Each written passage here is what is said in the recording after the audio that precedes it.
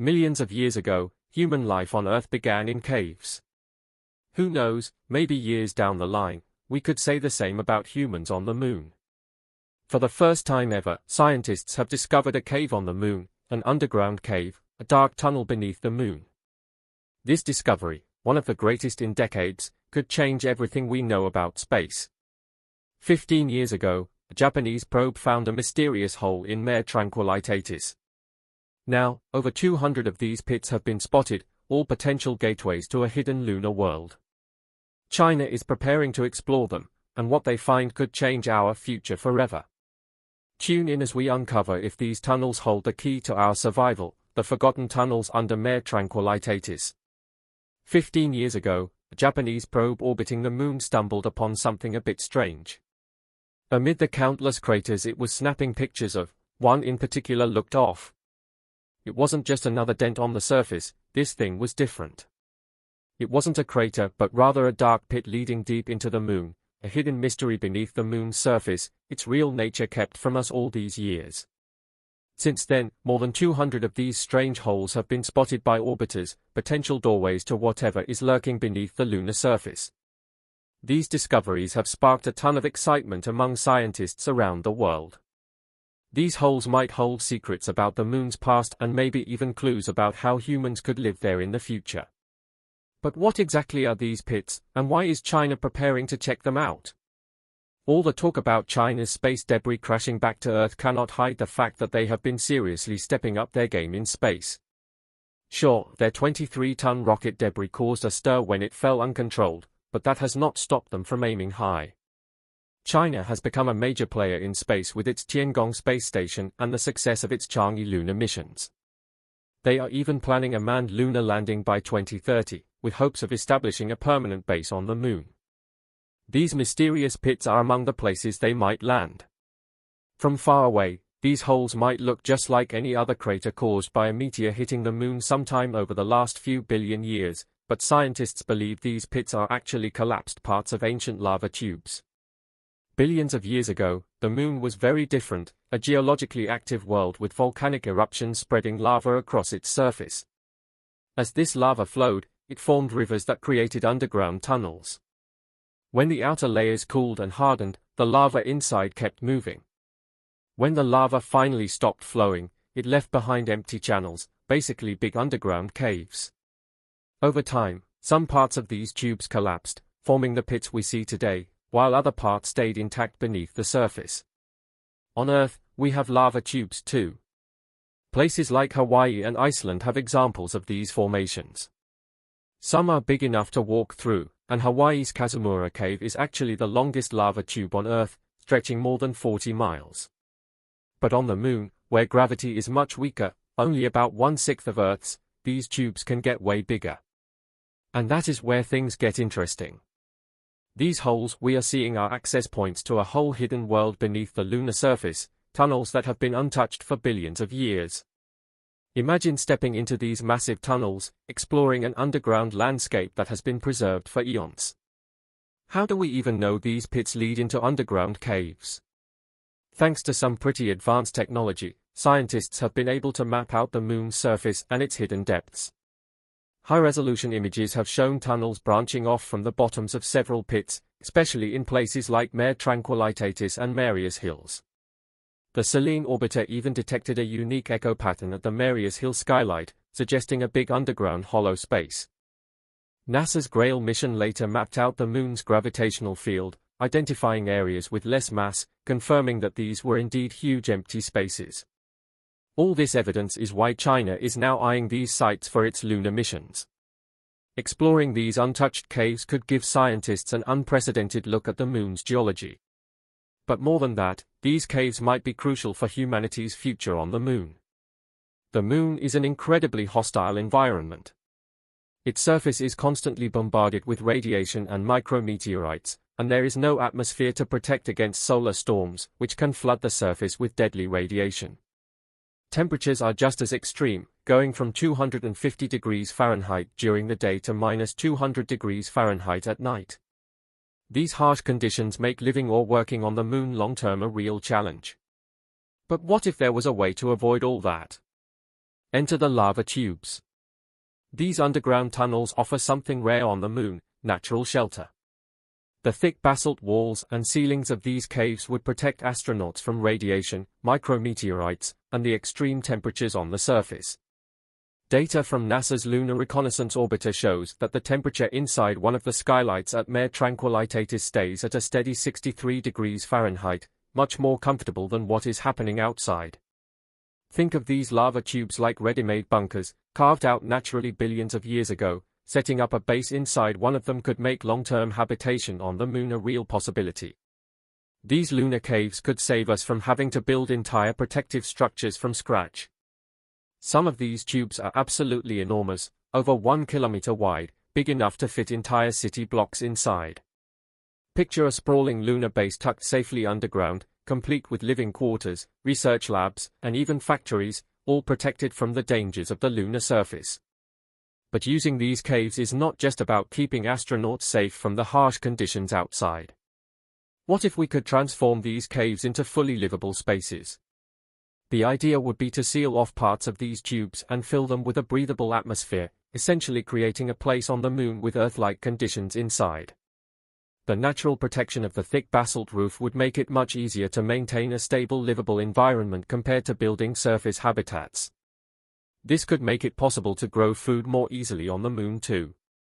The extreme temperature swings make farming on the surface almost impossible, but in the stable environment of the lava tubes, we could set up hydroponic systems to grow food for astronauts.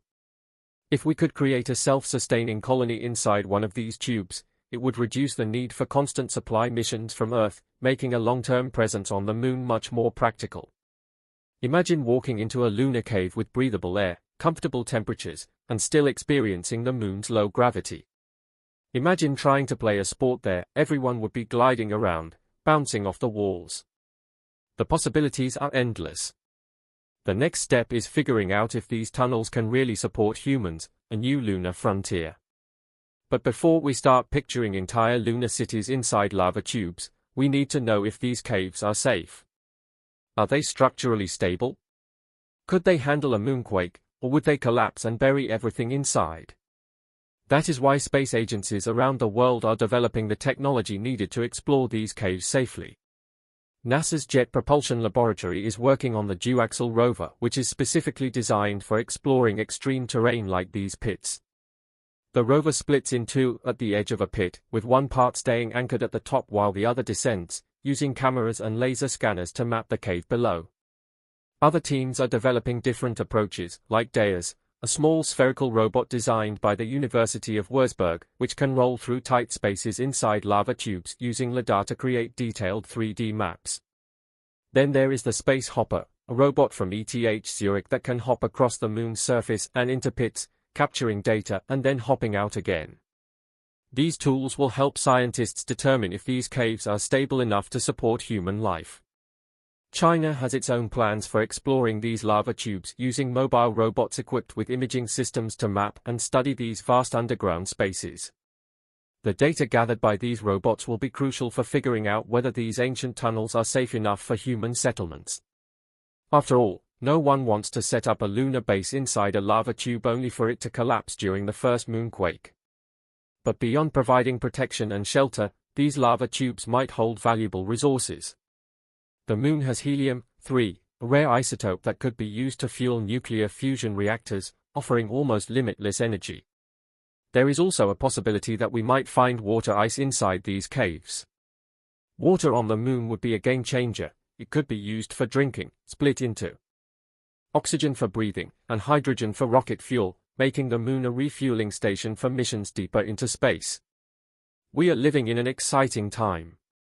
A new race to the Moon is underway, but unlike the race in the 1960s, this one is not just about being the first to plant a flag, it is about staying there. It is about figuring out how to live and work on the Moon long term. China and the United States are competing, but private companies are also getting involved. Companies like SpaceX and Blue Origin are working to make space travel cheaper and more efficient, with an eye toward building a lunar economy. China, meanwhile, is playing a longer game with state-backed funding. They are not just optimizing for speed and cost, they are laying the groundwork for a permanent presence on the Moon. Their Chang'e missions are proof that they are serious about establishing a base there by 2030. For China, the moon represents not just scientific curiosity but also geopolitical power. It is becoming a launchpad for the future, and with its natural shelters, living on the moon might become a reality sooner than we think. In many ways, our exploration of these lunar caves mirrors humanity's ancient past. Thousands of years ago, humans sought refuge in caves here on Earth. These dark sheltered places provided protection from the elements, predators, and other dangers. Now, as we look to the moon, we are drawn to the same kind of shelter, lava tubes that could serve as humanity's next sanctuary.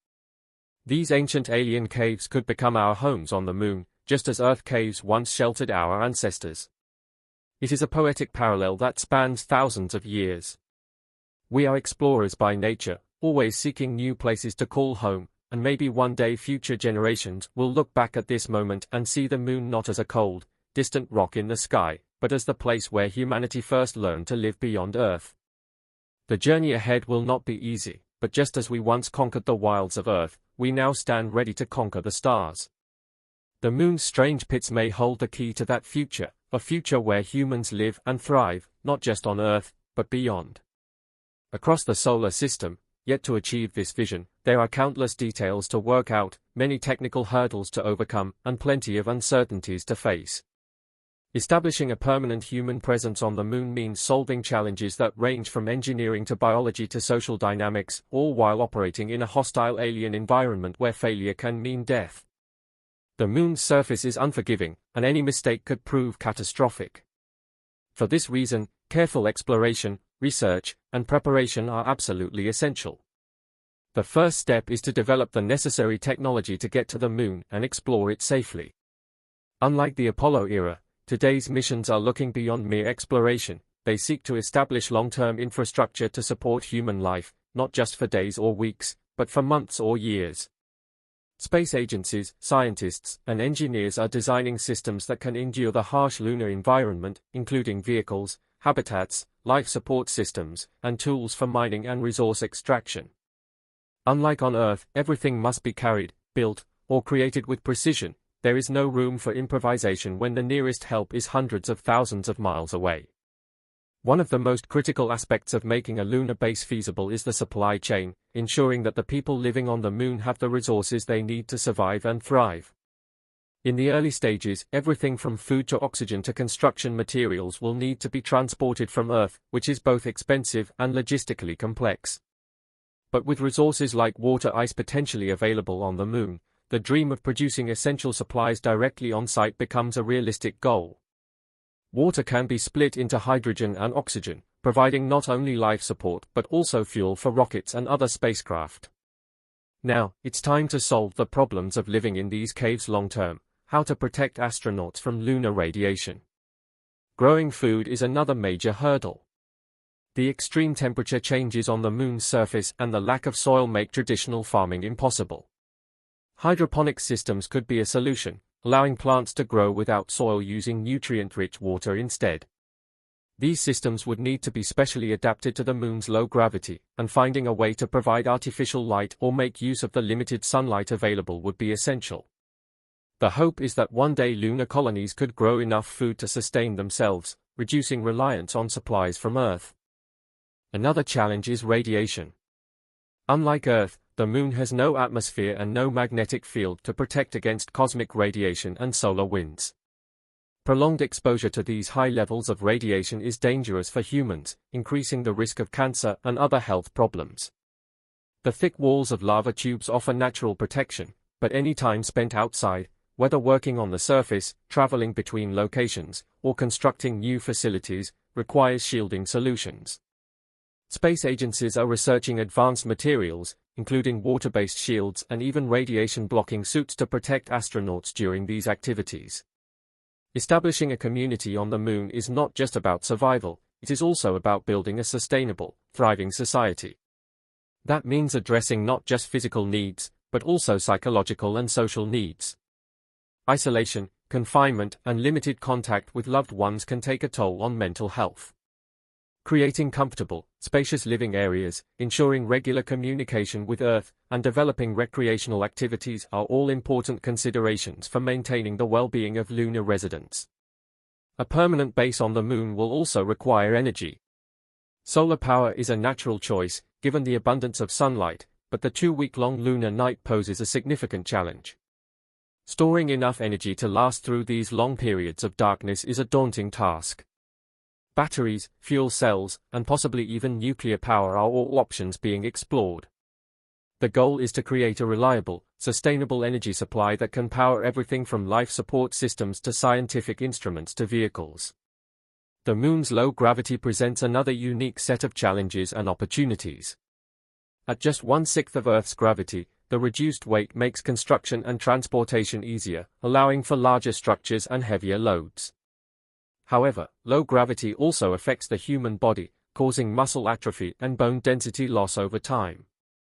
To counteract these effects, astronauts will need to engage in regular physical exercise, and researchers are exploring other potential countermeasures. In addition to the scientific and logistical challenges, there are legal and ethical questions to address. Who owns the Moon? Who has the right to extract its resources? How will nations and private companies share access and cooperate in such a high-stakes environment? The Outer Space Treaty, signed in 1967, forms the basis of international space law, declaring that the Moon and other celestial bodies are the province of all humankind, not subject to national appropriation. However, as more players enter the lunar arena, new agreements and understandings will be needed to manage activities and prevent conflicts. Despite all these challenges, the potential rewards are enormous.